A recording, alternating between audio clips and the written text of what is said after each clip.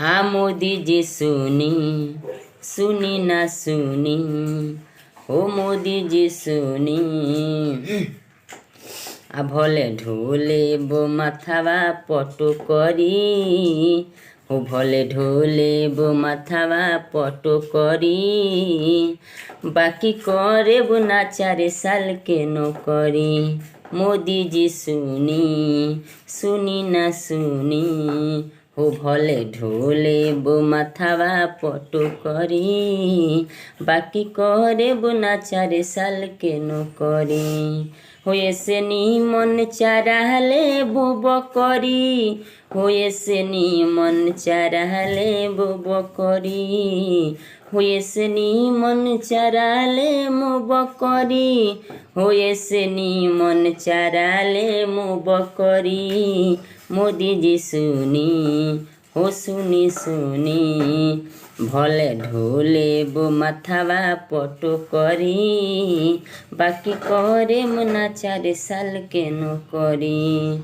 हो भले ढोले बो माथावा पटो करी। बाकी करे मुना 4 साल के नौकरी।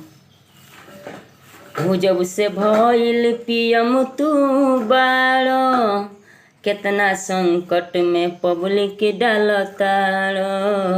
हो जब से भइल तू पीएम बाड़ो, आ संकट में संकट लावताड़ो।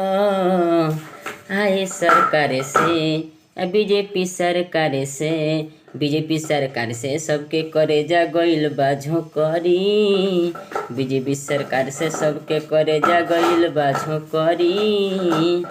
बाकी करे मुना 4 साल के नौकरी।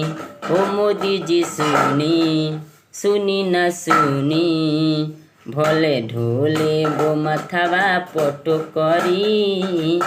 बाकी करे मुना 4 साल के नौकरी।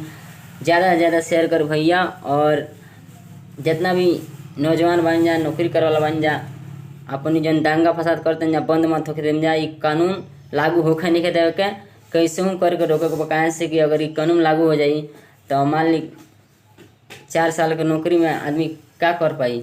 4 साल नौकरी करके ओकर बाद से घरे आके अपना परिवार के अपन जिंदगी कैसे परिवर्तित करी। ये नौकरी अच्छा नहीं है, ये कानून अच्छा नहीं है। एकरा कौनो तरह से रोके के बा, और ज़्यादा से ज़्यादा शेयर करी जानिए कि हर केहू भी जाने कि हाँ मोदी सरकार कैसन बा, और एकरा विरुद्ध लड़ो और ये रोके के कोशिश करो। नमस्कार।